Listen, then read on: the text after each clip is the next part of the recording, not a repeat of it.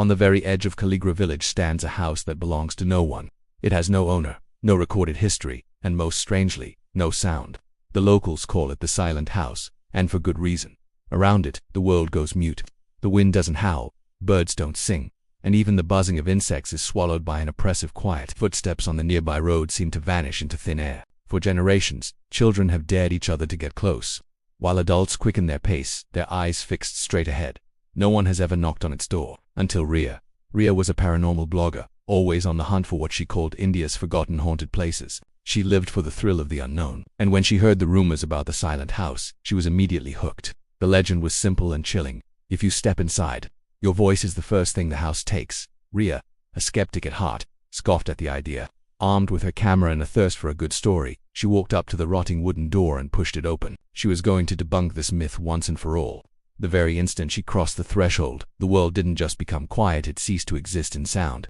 Her breathing, the rustle of her jacket, the thumping of her own heart, all of it vanished. It wasn't silence, it was a void. She tried to say hello, but the word died in her throat, a thought with no voice. The air itself felt thick, heavy, as if it was actively consuming every vibration. The house was alive, and it was hungry. Inside the walls were a sterile, smooth gray, cold to the touch. There was no furniture, no windows, just a labyrinth of endless hallways that seemed to twist and rearrange themselves as she moved deeper. It was disorienting, designed to trap you. And then, she saw them, the residents of the house.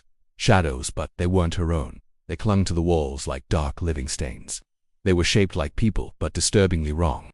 Their limbs were stretched too long, their heads bent at impossible, agonizing angles. They weren't moving, just watching her, their presence a suffocating weight in the dead air. One of them began to peel itself away from the wall.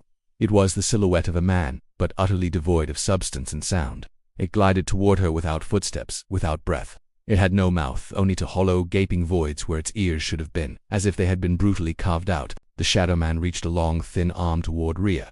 She scrambled backward, her silent scream trapped in her lungs, only to find her path blocked by another shadow, and then another, and another. The Silent House wasn't empty. It was full. It was a prison. Panic set in. She tried to scream, a primal, desperate sound that never came. The shadow man's cold, formless fingers touched her throat. It wasn't a violent touch, but in that moment, she felt something being pulled from her, a fundamental part of her being. Her voice wasn't just muted, it was gone, erased. It felt as if she had never had one to begin with. In her terror, she dropped her camera. It clattered to the floor with no sound, its lens pointing into the oppressive darkness.